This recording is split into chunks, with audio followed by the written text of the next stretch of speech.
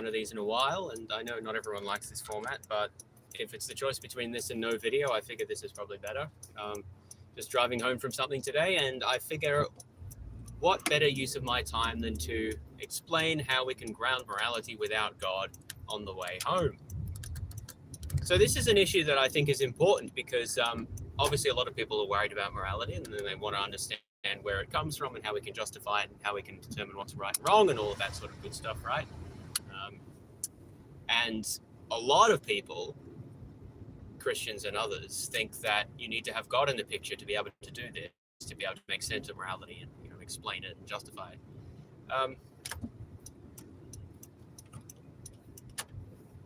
Obviously, I don't think that that's the case, but it is an important question to address as to, well, how does all of this work? It's an argument that Christian apologists have made for a very long time,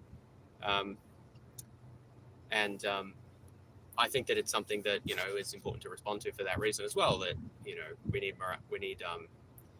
we need God to ground morality, and without God we can't have morality. So we should believe that there is a God in order to account for our moral discourse, things like that. This is actually an argument that I think actually has some persuasive power, because I certainly know people who claim to be theists or Christians or whatever specifically because of this argument, whereas it's relatively rare to hear that for other arguments. So anyway, I think that it's important for a number of reasons. So let's sort of talk about the issue. When I talk about morality, I mean our set of discourses about, well, right and wrong, good and bad, things that we describe as being acceptable and unacceptable. So that's a little loose and not precise, but we don't have to be precise to start explaining something, right? I mean, we have to start somewhere. So one way to define morality is as a social code of conduct that specifies what behavior is acceptable and what is not acceptable, what's going to be praised and condemned, what will be punished versus rewarded, and what we describe as being good and bad. And so I think that that's a decent starting point. So to think of morality as a code of conduct, that doesn't necessarily mean that it's completely precise or that it's the same absolutely in every culture. That's a further question, right? But it's some sort of code of conduct and gives us a language for talking about things that are good and bad, right and wrong. One thing that a grounding of morality should be able to do is explain the nature of this code of conduct and what sort of justifies it, how we can defend it. Also, a good theory of morality should be able to fit with at least some very basic moral judgments, like killing without a good reason is wrong, and stealing without a good reason is wrong. Torturing babies for fun is wrong. Things like this, right? So a good moral theory should be able to sort of explain and give an account as to why those things are wrong. Clearly, a moral theory that said that it's wrong to drive blue cars on Sundays, but okay to torture babies for fun. That's just not a moral theory. Like, that's not really worth any time to spend on. So the point is that there's going to be constraints on what a good moral theory is going to look like based on moral discourse. But that doesn't mean that every single moral intuition that we have is going to be accepted as veridical. So there's going to be some sort of balance here between the theory and our moral intuitions. But at the very least, it's going to need to be a good moral theory is going to need to be able to account for some pretty widely agreed upon and the components of moral discourse. Otherwise, it just isn't a moral theory. Like, it's just something else. So that's some basic groundwork about what we're trying to do here. So then I'm going to assume for the moment that morality is making some kind of claim. So that's sometimes called cognitivism. There are people who think that morality isn't in the business of saying true or false things. It's just in the business of making kind of emotive statements or something like that. Obviously, there's a discussion to be had there, but I'm just going to put that to the side for the moment because, you can't really ground morality if morality is not in the business of making truth claims. So I'm just going to assume we're operating in the cognitivist space for the moment, and that morality is trying to say something true or false. And specifically, as I've said, I'm going to assume morality is some kind of code of conduct which applies to people in at least a society, and that it relates to our behavior with respect to other people and maybe animals and so forth as well, and that it's going to prescribe things like, killing for fun is wrong and stealing without a good reason is wrong, and it's good to help other people when you can, very simple things like that, with putting the controversial stuff to the side of it. So a moral theory is going to need to be able to deal with that sort of stuff and explain why and where all this comes from. All right. So look, because the focus here is on grounding morality without God, let's talk a bit about what God is supposed to do in helping this explanation. So, and I think one way to present this as a challenge from the moral skeptic or the error theorist, right? So the moral skeptic says that there is no fact of the matter about what is right or wrong to do.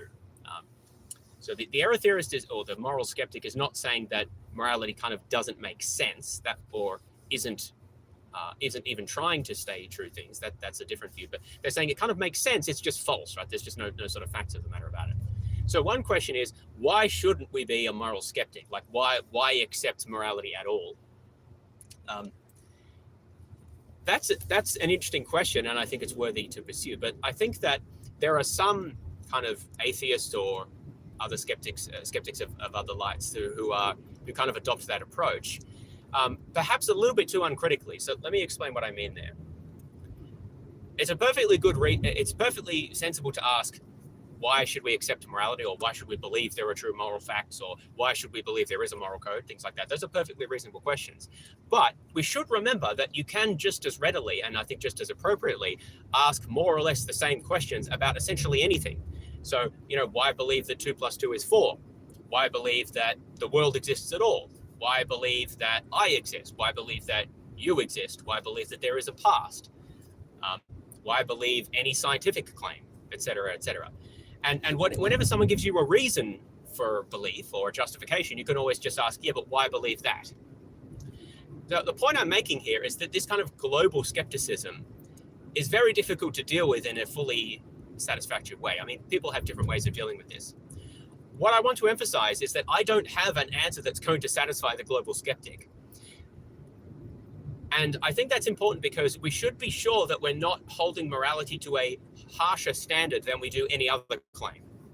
I don't think we should hold it to an easier standard, but I don't think we should hold it to a harder standard. And I think that's important because if we're going to be hyper skeptical about morality, I think that we should be also hyper skeptical about pretty much everything else. Like, as I said, you can ask these sort of skeptical claims about pretty much everything. So one way to justify being very skeptical about morality is just to be super skeptical about everything. And I think that kind of leads you to a global skepticism, or at least about a very large range of things. So I want to put that to the side because I don't want to talk about global skepticism here. I don't want to have to justify all of human knowledge or talk about why I think the world exists or why the past is real or like the past happened or things like that.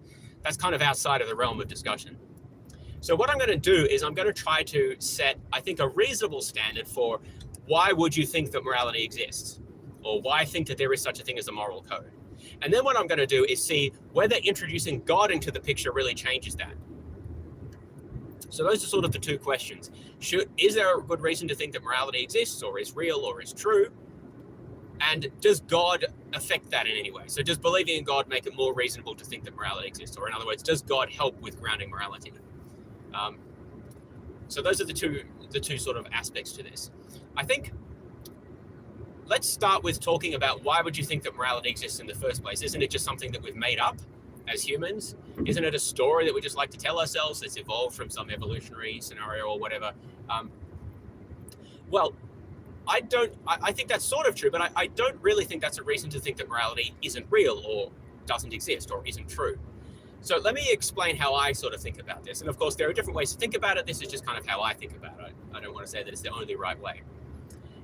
So I think what we need to do to work out whether something is real or exists is to first get clear on what it is that we're talking about, and then see, well, is there something in the world that kind of fits that or that corresponds to that?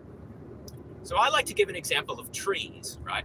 Suppose that there was a tree skeptic who came and asked you, well, why think that there are trees?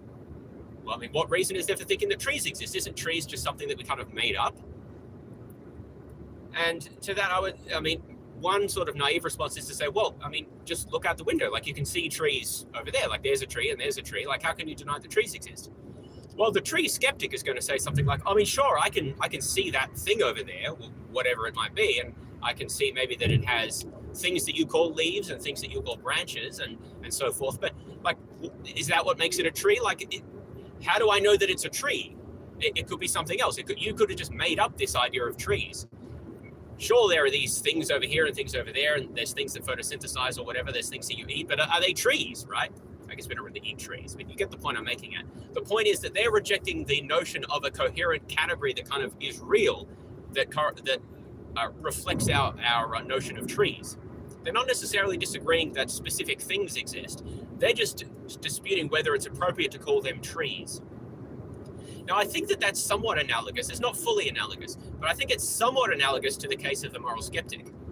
Because the moral skeptic is not objecting that there are actions that we describe as good and actions that we describe as bad, nor are they denying that certain actions have certain consequences that we maybe prefer over others, or that we would call good or bad, or that would accord with what would generally be accepted, or things like that. Like, they agree with the sort of specifics of all of the cases. It's just that they don't agree that that counts as morality in some sense, that means that it's like a real morality.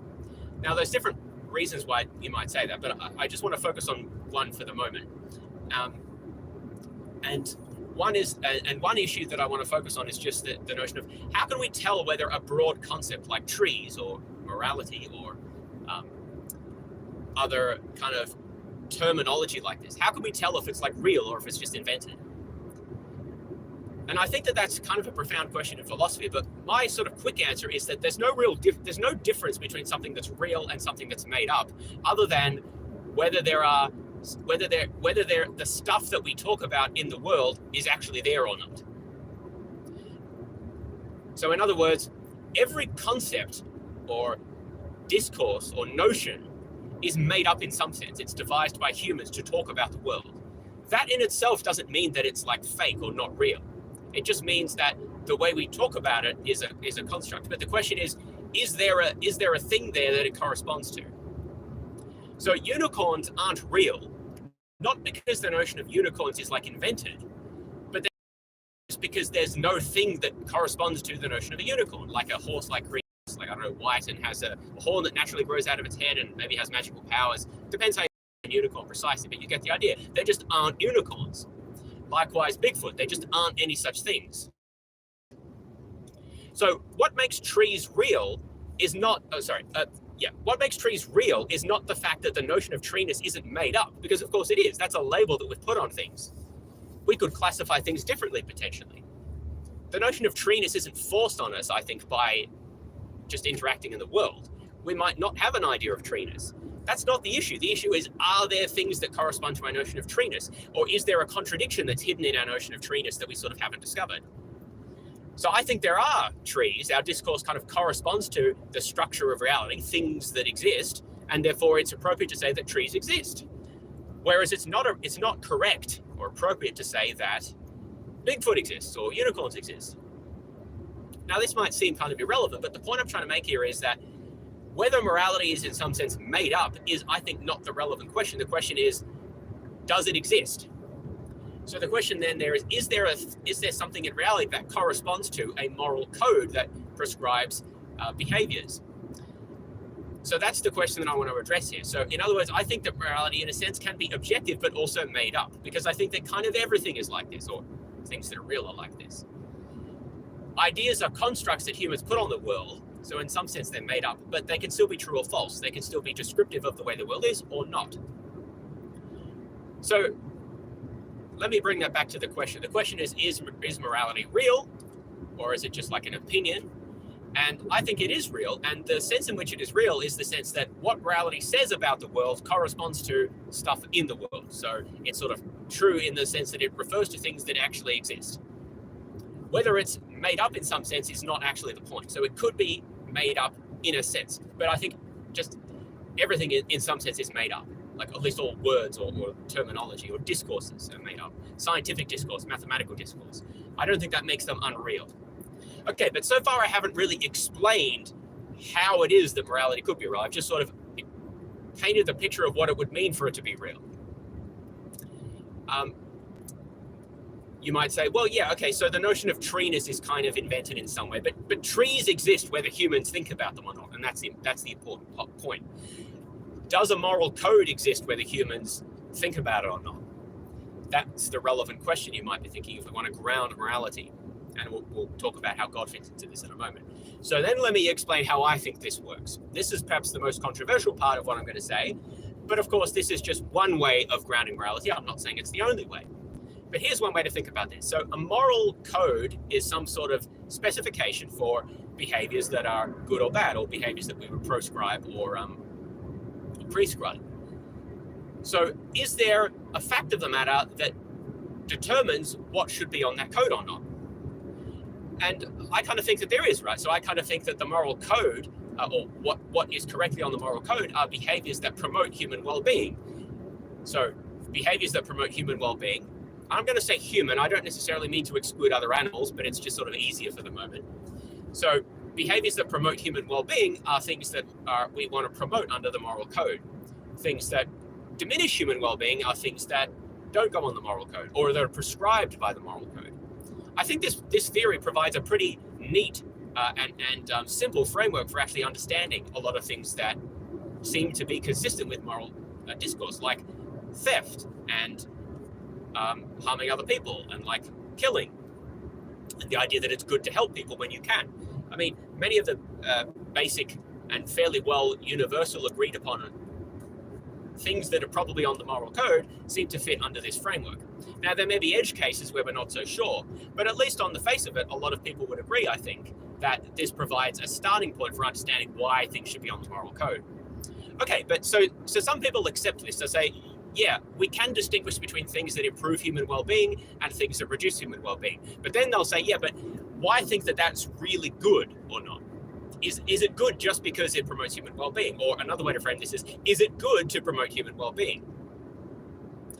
The answer that I would give is, well, yeah, it is. And that's and the reason it's good is because we find that that's what goodness talk corresponds to. So just as we have this sort of notion of, we have this pre-theoretic notion of water as stuff that you find in lakes and rivers and stuff that falls from the sky and stuff that quenches thirst, but perhaps we didn't know what it was what substance corresponded to that. We just kind of knew it in our interactions with it. But when science came along and discovered that the chemical structure of this compound, or of this substance, water, is actually H2O, we knew what the underlying bit of reality that was picked out by our notion of water was. And so I think that it's kind of like that with morality. We start off with this sort of pre-theoretic notion of, we have this moral discourse and we have this notion that maybe there's some sort of code of conduct. And then I provide this theory of, well, actually, what makes something good or bad is whether it promotes human well-being or detracts from human well-being. And you ask me, well, is that really what's good? And I'm going to say, well, yeah, I think it is, because that's what best fits our discourse. It is the thing in reality that our discourse corresponds to or is about. And I think that that's a good explanation, as long as our theory kind of fits reasonably well with the facts of reality and fits with our discourse. So again, this comes back to the notion of, in some sense, all ideas or all words are invented. They're in some sense all made up. Remember the tree example, right? But that doesn't make them not real. They're real just so long as we can find things in reality that they correspond to, and so long as we can provide a plausible explanation of why they're true and how we could come to know them. So that's the standard that I'm setting for myself. Remember, I started by talking about, if we set a really high standard, then I don't think I can meet that, but I also don't think that I don't think morality can meet that, but I don't think anything outside of morality can meet that either. So I'm trying to set what I think is a reasonable standard. I think that we should take something as real if we can give a good explanation as to why we think that theory, or the discourse, or the term that we're talking about, corresponds to something that's in reality. If we can ensure that there aren't internal contradictions in the discourse, if we can give a good explanation for how we could come to know about those truths. So if we can provide a story that fits with our broad other commitments that we have. And I think that we can do that about human well-being. Of course, the idea is that the moral code corresponds to human well-being. We know about human well-being through fairly ordinary means, right? Human well-being is not this sort of weird occult property. It's something that we understand through interacting with the world and doing science and talking to other people and learning about what helps humans do well and what hinders human progress. So I think that we can learn about human well-being through everyday means, as well as just through psychology, sociology, and sort of scientific endeavors. So I don't think there's any problem with learning about human well-being. It may be tricky, but in principle, we can do that, right? And I think that the idea that morality is about human well-being, I think fits with a lot of our commitments about the types of things that are good and the types of things that are bad, or the types of things that we are widely agreed as being on that moral code. So I think there's some plausibility there. Obviously, there's issues to discuss in particular cases, but I think that this account is onto something. But there are still some issues to address. So there are people who say, okay, so maybe moral discourse is in some sense about human well-being, and we can say that this moral code that we're trying to account for, it does refer, things should be on that moral code. Maybe I shouldn't say should. Things are on that moral code depending upon whether they improve or reduce human well-being. But they'll say, okay, they'll go that far, but then they'll say, but morality isn't just about whether things improve human well-being. It's also about this notion of normativity. So this is a big area, especially recently in philosophy, this notion of kind of normativity. The idea of normativity is like shouldness or oughtness. And many people have this idea that normativity, going through a tunnel if that affects the signal, normativity goes beyond merely what is. So there's this is-ought gap that's sometimes referenced, right? So perhaps we can talk about human well-being and actions that promote or reduce human well-being, sure. And maybe this even relates to the moral code in some way that I talked about, but does that mean that I ought to do that? Do I have an obligation to do that thing or to not do that thing? So in other words, where does the normativity come from? Some people, like Mackie, for instance, have presented this as a devastating objection to the notion of objective morality. They say, okay, sure, you can talk about human well-being and maybe give an account about that, but what you can't do is find this, what he describes as an ought-to-be-doneness. He says that there are just no facts that have an ought-to-be-doneness about them. And he thinks that moral discourse sort of presupposes this idea of like ought-to-be-doneness. You find this thing like human well-being that ought to be done, that it has this sort of intrinsic property of ought-to-be-doneness. That's what you would need in order to ground morality. But according to Mackie, there just is no such thing. There's nothing in reality that has an intrinsic ought-to-be-doneness about it. And so therefore you can't have morality. You can't bridge this is-ought gap. This is-ought gap, by the way, is not quite the same as the way Hume talked about it, but I want to put that aside for the moment just to get the main point across. So what do I think about this notion of normativity? How do we get ought out of facts about human well-being? Can we resolve this problem of this strange intrinsic ought-to-be-doneness about something? Well, again, there are different takes on this, but here's a take that I have. So I think in order to answer this question, we have to address, well, what do we mean by normativity? Like, what are we trying to get at here? And is there anything in reality that kind of corresponds to this notion of ought to do or normative facts? And I think we can make sense of it. So here's how I would proceed. I think normativity is often thought to be about reasons. So you ought to do something if you have a reason to do it. Not everyone agrees with that, but I think that's a plausible account. Let's go with it for the moment. So the question is, when do you have a reason to do something? Some people might say, well, we never have a reason to do anything because we should just reject all reasons talk. I think this is a bit silly because usually these people also ask us for reasons to believe things. And if you're going to ask us for a reason to believe something, then surely you would have at least some idea that we can talk about the idea of reasons. So I don't think just giving up reasons talk is really very satisfactory. I've not actually found anyone who consistently does this. So at least on the face of it, I think we can talk about what a reason is and present different accounts. And I think we kind of need to do this, right? So what is it to have a reason to do something? Well, here's one account. One account is to say that we have a reason to do something if doing that thing promotes something that's valuable. This is somewhat controversial. Some people think that reasons should sort of go first, but I think actually value sort of goes first. So let me articulate how this might work. So let's say that we think that value is about what contributes to human well-being, human flourishing, if you prefer. So something is morally valuable, specifically if it contributes to human well-being or promotes human well-being. We could then say that we have a reason to do something if it promotes value. So we have a reason not to hurt someone because not hurting someone promotes human well-being. We have a reason to give to charity because giving to charity helps improve human well-being, right? So the reason comes from the fact that doing something promotes something that is valuable. This is called a value-first grounding of normativity. Now, there's obviously some points to make here. One is that it's critical to note that at least this description of normativity doesn't depend on you caring about or having a motivation or anything about the value. It's merely whether something is valuable intrinsically. So it's not a theory that's grounded in your own motivations. It's grounded in facts about value. Now, some people reject this and think that all reasons must ground out in or be grounded in people's internal motivations. I actually think this is quite a hard account to justify. For example, you say that you only have a reason to do something if you have a motivation to do it, or a desire to do it is a slightly different way to describe it. Then what about things that I don't have a desire to do? Like, what if I don't have a desire to eat, for example, because I'm feeling depressed or something? Would we really say that you don't have a reason to eat? What if I don't have a desire to believe that 1 + 1 = 2? Do I really not have a reason to believe that?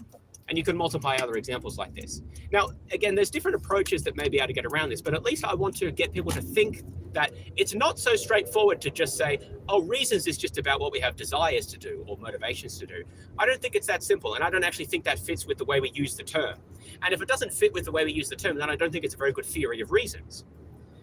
I think a better theory of reasons is that reasons relate to things that are valuable, and there can maybe be different types of value and therefore different types of reasons. So moral value, I think, is about human well-being. We find that out because we have this sort of naive notion, and then we look in the world and we find that the thing that corresponds to that is human well-being. Just like we had this naive notion of water as stuff that falls from the sky and is found in rivers, and then we went and found that was H2O because it sort of fits the same functional role. It seems to map onto the naive notion that we had. Likewise, I think that human well-being does that with respect to moral value.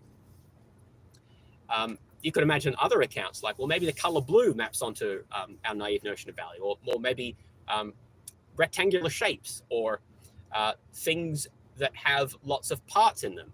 But just, these things, these aspects of reality don't have anything to do with our discourse of moral value. Whereas I think that the idea of human well-being does. So it's just a better theory. So that's what justifies that claim that what's good, morally good at least, is what promotes human well-being. And then we further claim that we have a reason to do something if it promotes something that is good or valuable. So we have a moral reason to promote moral good. Now, we may have other types of reasons. So there may be we may have other types of reasons to promote other types of goods. So maybe there are such things as epistemic goods or epistemic value, which is something perhaps that is true or reasonable to believe, depending on how you want to account that. So maybe we have epistemic reasons to accept good arguments because of the value inherent in believing true things or believing things that are justified. Perhaps we have pragmatic reasons or instrumental reasons for doing something that for taking an action that helps to achieve our desire or motivation. So this is a notion of practical rationality. Many people accept this idea that we have a reason to do something if it promotes our interest. But that in itself can be questioned just as much as anything else. So if I say we have a reason to do something because doing that promotes morally value, we have a reason to do something that promotes moral value, I could just say, well, I think we have a reason to do something that promotes our interests. These are two different accounts of reasons. And I think that we should prefer the account that better fits with our discourse of reasons. Because remember, everything is made up in a sense. The notion of a reason is made up. The question is not, is it a made up idea? The question is, how do we deploy the notion? And I think we deploy the notion of reasons in a way that makes it fit much better with the idea that you can have reasons to do things that are outside of your own personal desires or motivations. Now, you could disagree with that, of course, but I'm just trying to present the general outline of the case. So the case looks like this. Let's put the pieces together. I think that morality is about a code of conduct, and I think that code of conduct says which things are good to do and which things are bad to do. What is it that determines what's good or bad to do? I think that that is determined by what promotes human well-being or undermines human well-being. Furthermore, I think that we have a reason to do something if it promotes something that's valuable or good. And so therefore we have a moral reason to take an action if that action achieves a moral good. And so that's where the normativity of morality comes from. It comes from the structure of reasons. It's not an extra tack on. It actually fits with the account about what it is to have a reason. What it is to have a reason is to be in a situation where acting in a certain way achieves or brings about a certain type of value. And there may be different types of values, as I said, epistemic values, pragmatic values, moral value, and perhaps others as well. We could debate exactly what types of domains of value there might be.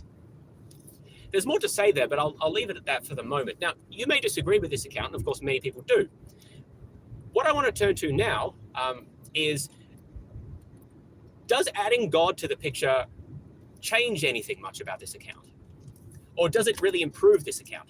So you might be skeptical about the account that I've given. But I wonder if adding God in really changes things very much. So let's think about what Christian apologists have to say about grounding morality. So they'll say things like, okay, sure, maybe what's right or wrong is determined by what promotes human well-being. Not all of them say that. The Calvinists, I don't think, actually say that, but some of them say that. But then they'll say, yeah, but you as the atheist can't justify the fact that human well-being, the atheist cannot justify the fact that human well-being is morally valuable. But the Christian, by contrast, can justify the claim that human well-being is itself morally valuable. So the question is how? What does God or Christianity have to do with that? The claim that I usually hear, and granted there's no single one, but this is a common one that I hear, the claim is that, well, humans are made in the image of God. And honestly, that's often as far as it goes. I haven't really heard, I'm sure there is more to be said than that, but honestly, usually I don't hear any more than that. Usually that's where it comes down to. So let's unpick that a little bit. So we can frame this question in terms of the grounds of moral status. So I haven't gone into details of this, right? I've just sort of said that human well-being seems to provide a good fit to our pre-theoretic notion of what should be on the moral code or what is good and bad. And so that provides us some reason for thinking that that's a good theory of goodness and badness. I think there's other things to be said as well. And one of them comes down to the grounds of moral status. So in virtue of what is something morally valuable? Intrinsically morally valuable, so for its own sake, not for sake of something else. One very common view, or let's say collection of views, is that something is intrinsically morally valuable in virtue of its cognitive capacities. Not necessarily the actual exercise of cognitive capacities, but the ability or the capabilities of exercising them. So, someone who's asleep might not be exercising their cognitive capabilities, but they still have them, right? Likewise, someone who's lazy or so forth. The idea here is that what is really valuable in and of itself is capabilities to think and to reason and to experience and to enter into relations with other people and to grow and to set goals and achieve them and all of that great stuff that humans do, right? And maybe we think animals can do these things to some extent, but again, that's not really the point that I want to get into here. And we could argue about, well, what about people who have diminished cognitive capabilities? Do they have diminished moral status? That is an issue, although I think that you can still accord a very large amount of moral status, even if that is your concern. But that's a very common theory of the grounds of moral status. It has something to do with cognitive capabilities, or perhaps your capability of developing those abilities. So you don't have them now, but you may be able to develop them in the future. So I think that's a plausible theory, at least to start. Just morally valuable is sort of cognitive capacity. God just has nothing to do with it. So whether God created us or whether we evolved from a pool of slime without God's intervention, we still have the cognitive capacities that we have. And if that's what makes us morally intrinsically valuable, then God just doesn't add anything to the picture. He just doesn't factor in the scenario. So let's compare that now to the notion that humans are made in the image of God. Why does in the image of God grant moral value as a status? I don't think that's very plausible as a theory just by itself, because when we interact with people, we don't seem to have this notion of, well, how much do they fear of God? How do we even know that?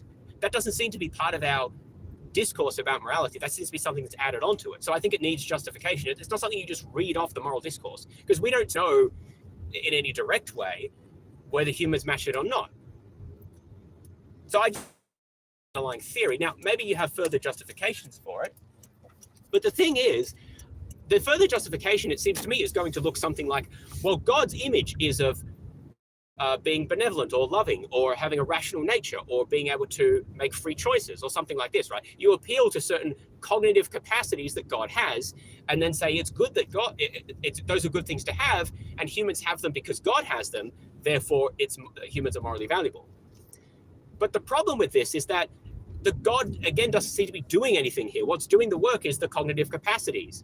Again, I don't necessarily mean intelligence there, although that could be part of it. But it could be ability to make free choices, or it could be creativity, or whatever. Could be a combination of these things. It seems that these are the things that are doing the work that actually grant the moral status. It's not about God's role in it. If God somehow disappeared, we would still have those cognitive capabilities. And so that seems to be what makes humans intrinsically morally valuable. Now, the theist could bite the bullet here and just say, look, What makes humans morally valuable is that God made them in a certain way, and that's the end of the story. It's not that humans are a certain way. It's a causal connection between God and how he made us. The problem with that is that is not, at least it's not how that's not how intrinsic value is commonly understood to work. Intrinsic value is something that is kind of internal to and within a property that's sort of internal to something. What caused something to come about is not internal to it. That's external to it, unless you think something could be self-caused. But clearly that's not true in this case, right? Humans didn't cause themselves to be the way they are. God made them that way, right? And that's something outside of humans.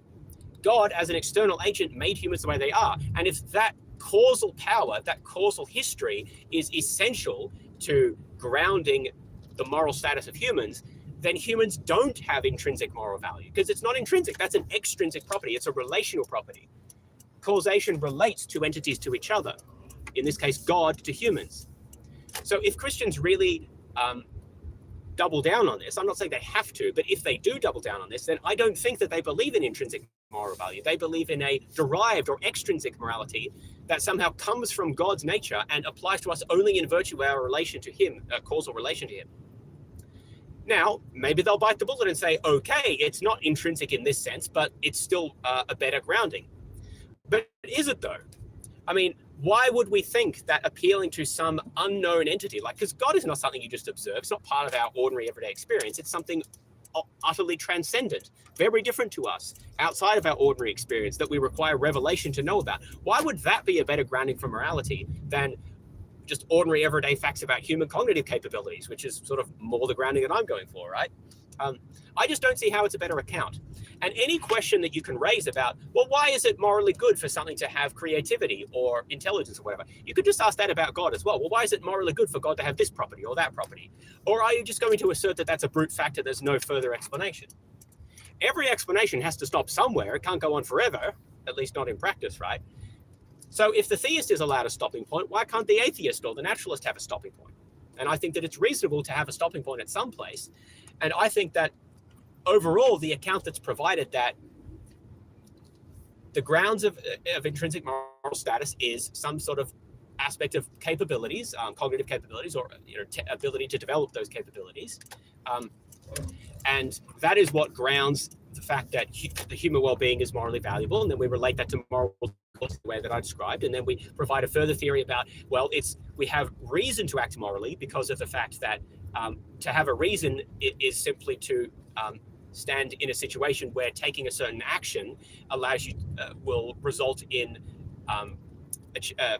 increasing a certain value or improving a certain value. So that's all it is to have a reason, is to, you have a reason to X if Xing achieves a certain value, right? So we tell that story, and I think that that's a reasonable account of morality. Obviously, I haven't sketched the detail. I haven't filled in the details here. I've just sketched the broad outlines. But let's bring it back to what I was saying initially, which is, does the theist have something better on offer? I don't think that they do. They don't have a better theory on offer about intrinsic morality, because it seems that the best thing that they do, or the main thing that they do, is appeal to God's creation, which is not intrinsic and doesn't really seem to have any better stopping point as an answer for why we should accept that as the grounds of moral status. Most of the things that they will talk about are God's properties, which are removed from us, very abstract, hard for us to understand, and just, I would argue, don't seem relevant to ordinary moral discourse. When I'm deciding whether to help someone or whether a given action is ethical or not, I just don't need to think about God's properties to work that out. It doesn't seem relevant in any way. Whereas I think thinking about human well-being is relevant and does fit much better with how we actually make moral decisions. So I think it's a better theory. And furthermore, the theist doesn't, I think, have any better basis for grounding normativity either. I haven't talked about this too much, but why does the theist think we have reason to do something? Because God says so? Why does God saying so give us a reason to do something? Maybe you would just say, well, that's just what it is to have a reason. That's my account of reasons. It's just you have a reason to do something when God tells you to do that thing. But again, I just don't think this is very plausible. Do we really think that our reason for believing that 1 + 1 is 2 is because God told us to believe that, or some chain of God told us to? Do we really think that we need God to tell us anything in order for it to be the case that we have a reason not to torture babies for fun? Or do we think that we need God to tell us that we have a reason to do? Does that apply even to practical rationality? Like, do I need God to tell me that I need to drink in order for me to have a reason to drink? Or do I not just have a reason to drink in virtue of the fact that that promotes a value that I have as something that I care about? So that's an example of practical rationality. I don't know. I don't think that to God's commandments really has any connection to ordinary discourse about reasons. And of course, because remember, in a sense, everything is made up. That doesn't mean anything goes, but it means that all language is constructed. The fact that something is constructed doesn't mean that it's not true. It just means that, you know, it has an origin, right? And there's some sort of human relativity to it in that sense. But everything, I think, is like that, including God, by the way. The notion of God is a human creation. God, if he exists in and of himself. He exists independently of our notion of God and our word God and our concepts of it, right? It's important to distinguish the map from the territory, and that's all I'm getting at here when I say things are made up. Every map is made up, but the territory isn't. And so something like reasons or rationality, that's a made-up idea, but that corresponds, I think, to something real. It corresponds to situations where taking an action brings about a particular type of value. That's, I think, what it's talking about. And that's an important part of reality to recognize as human beings who have the types of interests and concerns that humans have. So anyway, I just don't see how, and have not seen compelling arguments in my view, that adding God's commandments to this really makes the account any better. In fact, I think it kind of makes it worse. So let's bring things together and wrap up a bit, because I'm kind of just driving around the block now, but I wanted to finish the point. Obviously, I can't address all issues and go into all detail in a short talk like this. The point that I wanted to make is just to raise some general issues and to present a sketch of an account. So the sketch of an account for how to ground morality is something like this. Morality is a code of conduct that specifies actions that are good and bad, or right and wrong. And at the minimum, it's going to have to specify, any moral code worth its salt is going to have to say things like, you know, killing for fun is bad, and helping people when you can is good, and stealing just because you want something is wrong, and things like this, right? So there's some basic things we can accept that any moral code will have to adhere to. So one question is, what determines whether something should be on the moral code? And my answer to that is something is on the moral code, or an action is right insofar as it promotes human well-being, and it's wrong insofar as it detracts from human well-being. Is that sufficient? Well, we also have the notion of normativity. So where do moral obligations or oughtness come from? Well, I think that you have a reason that the oughtness is just referring to reasons. So you ought to do something if you have a corresponding reason to do it. So I morally ought to do something if I have a moral reason to do it. That's a pretty standard way of thinking about normativity. And I have, in my view, a reason is just you have a reason to do something if doing that thing promotes a certain type of value. So I have a moral reason to do something if doing that thing promotes a moral value, which is human well-being, as we've talked about. And that's ultimately grounded in the intrinsic moral value that humans have in virtue of their cognitive capabilities, or their ability to develop those cognitive capabilities. So that's the broad account that I would give, with, of course, many details to fill in. What does the theist have to say? Well, the theist seems to say that, well, the reason that humans are morally valuable is because they're made in the image of God, and it's very unclear why that's relevant. And also, as I've argued, doesn't really seem that actually gives us intrinsic moral value. That seems to give us some kind of derived or extrinsic moral value. So I think that's actually kind of less plausible and doesn't seem to fit with moral discourse very well. We don't normally pontificate about abstract notions of divine properties when making deliberations about morality, nor should we, I think. But also, the theist doesn't really have much to say about the notion of normativity or reasons either. They might claim that we have a reason to do something if God commands us to do that thing, but that doesn't seem to really account for most of the sorts of reasons that we have. It doesn't fit with the notion of reasons as we deploy it. And so it's not a very good theory of reasons. Furthermore, it doesn't really seem to be any better justified than anything that the naturalist is going to say. If I say that we have a reason to do something because it promotes a certain type of value, and the theist will say, well, so what? I could just as well say, well, you say that we have a reason to do something if God commands it. Well, so what? Why does it matter if God commands it? They may have further things to say about that, but the point is, at the end of the day, an explanation does have to stop somewhere, and the question is, for a given level of sort of stopping point, how plausible are the different theories? So bringing things together, I think that one can give a reasonably robust naturalistic grounding of morality. I've presented one in very crude sketches. There are, of course, others, but we can't go into everything here. I don't think that I can convince the convinced moral skeptic, but as I've said, I think that if you push skepticism far for anything, you'll eventually reach questions that are unanswerable. And I don't think that morality has any special difficulties there. I think the difficulties for morality are similar for pretty much any other claim as well. So that's where I differ from the moral skeptic. I think that they are too harsh on morality in a sense and not harsh enough on other things that they also accept, unless they're just full-on global skeptics, in which case, well, power to them. So that's where I part way with the moral skeptic. Where I part way with the Christian apologist or whoever's running the moral claim is I've not seen and I've not been convinced, and I have tried to spend some time looking into this. I've not been convinced of arguments that really, of any arguments that show that we need God to ground morality or to make sense of it or to explain normativity or value or any of these things. I think that ultimately the accounts are worse than any account the naturalist can give. So that's how I ground morality in One True Home. I am writing a book at the moment where one of the chapters of which will discuss this. Obviously, there's much more to discuss than I've presented here, so I don't want people to, please feel free to leave your thoughts in the comments, but don't accuse me of not having discussed this or that particularity, because obviously I can't possibly do that in this video. But if you think that I've shared something interesting, then leave your comments there. Or if you think I'm completely on the wrong track and have grossly misconstrued the point, then let me know as well. If you think you have a really good theistic grounding of morality, let me know in the comments. I'd be very interested to hear. But otherwise, thanks everyone. Hope you found this interesting, and I'll talk to you later. How do I end the stream? Okay, there we go. Bye.